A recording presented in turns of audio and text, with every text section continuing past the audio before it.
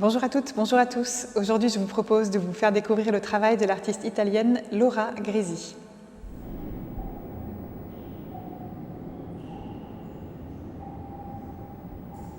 Laura Grisi est née en 1939 et décédée en 2017. Elle a étudié les beaux-arts à l'Académie à Rome et a été très active sur la scène artistique italienne pendant les années 60-70.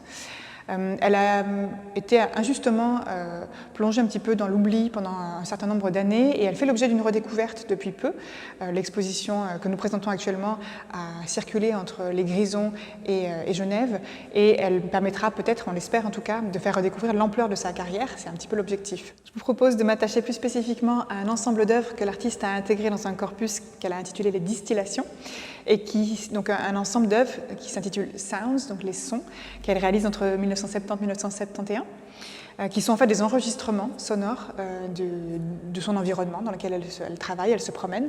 En l'occurrence, des enregistrements de la croissance d'une plante, d'un arbre. Donc elle rapproche un micro de l'écorce d'un arbre pour saisir en fait sa croissance perpétuelle et son mouvement dynamique aussi biologique, où elle essaie de percevoir et de faire entendre l'imperceptible son que produisent les fourmis quand elles circulent dans leur galerie, donc dans le sol même. Mais ça peut être aussi les gouttes d'eau, les dernières gouttes d'eau qui tombent après une averse, par exemple. Ce sont une attention qu'elle porte à des toutes petites choses, des choses infimes, quasiment pas perceptibles, très humbles aussi, hein, qui font partie de notre monde et qu'on a tendance, notre activité humaine aussi, à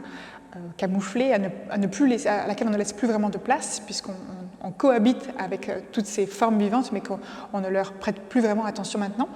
Laura Grisi, c'est quelqu'un qui va s'attacher, et vous le verrez hein, dans toute l'exposition, à justement l'ensemble de ces phénomènes-là, mais de manière un peu différente.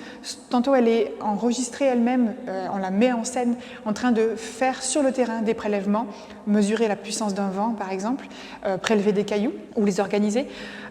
et parfois d'une autre manière en reconstituant les paramètres d'une expérience, plutôt sous forme d'environnement dans lesquels les visiteurs, les regardeurs sont invités à entrer, à pénétrer pour faire vraiment l'expérience comme une traduction en fait, sensorielle et institutionnelle d'un événement ou d'un phénomène naturel. Pour en revenir plus spécifiquement à ces sounds, donc, qui sont en fait des captations, vous avez un ensemble de documents dans ces espaces qui témoignent un petit peu de cette recherche, de son processus de travail en réalité, qui s'approche, et c'est là aussi qu'on va voir que Laura Grisi a été très, très dynamique et très active en fait, sur la scène italienne, c'est qu'elle se rapproche dans ce type de production de démarches processuelles, conceptuelles, mais en même temps aussi, elle tire des influences des personnes qu'elle côtoie qui sont plutôt dans le milieu de l'arte povera, donc il y a une attention portée à des matériaux qui sont humbles, à l'expérience aussi du vivant, mais aussi à la communauté du cinéma qui gravite autour d'elle, ou en tout cas de l'intérêt pour l'image en mouvement, ou l'art cinétique aussi, toutes ces choses qui nourrissent sa production en réalité, de même que le contexte, l'époque dans laquelle elle se situe et la génération d'artistes qu'on présente d'ailleurs par ailleurs dans le musée, dans cette même séquence, qui sont intéressés au territoire, au paysage, ce qu'on a appelé les land artists, auxquels elle n'est pas affiliée directement, mais avec lesquels elle partage en fait ce goût de la nature et cet intérêt pour les choses qui se manifestent en fait autour de nous. Il y a deux écoles en fait dans cette idée de land art. C'est qu'on peut être dans le registre interventionniste, comme certains vont construire, bâtir sur le territoire et le conquérir avec des observatoires, avec des infrastructures, ou on peut être dans un registre tout à fait non interventionniste, plutôt délicat, plutôt subtil, et dont on ne laisse que peu de traces, et c'est plutôt dans cette partie-là que pourrait être catégorisée Laura Grisi, dans la mesure où ce qu'elle fait est tout aussi imperceptible que les phénomènes qu'elle observe, c'est-à-dire qu'elle ne laisse quasiment pas de traces sur le territoire qui est son terrain d'observation, en tout cas dans une forme de sobriété ou d'économie.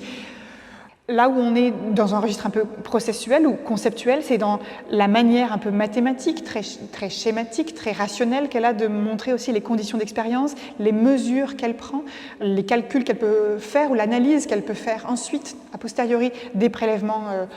sensoriels auxquels elle a pu procéder. Et en ça, elle nous laisse aussi toute une archive pour nous-mêmes analyser ce travail-là. C'est une artiste aussi qui aura un intérêt à la fois, comme je l'ai dit, pour des choses évanescentes, un peu difficiles à circonscrire, difficiles appréhender et dont elle va donner des manifestations, je l'ai évoqué un petit peu plus tôt, de manière un peu plus institutionnelle, des reconstitutions des paramètres. Donc le bruit de l'eau, ça va donner lieu à une installation qu'on trouve non loin pour vraiment se rendre compte de cette capacité à produire du son. Le brouillard ou le vent, ça va donner lieu à des installations qui remettent en condition la puissance, la sensation du vent sur la peau ou la sensation de l'humidité du brouillard qui trouble la perception. Ici, on est dans des formats très modestes,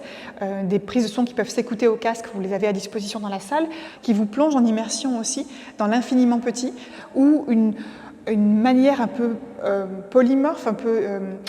kaléidoscopique du réel, puisqu'elle considère aussi que la seule vue est limitante, elle ne peut pas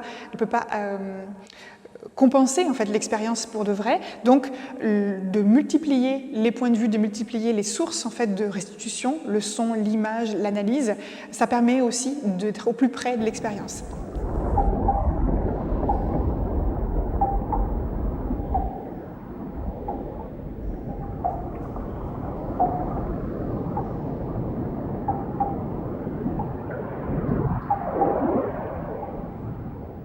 Avec cette relecture du coup qu'on fait sur son travail aujourd'hui, en 2022, on aurait tendance à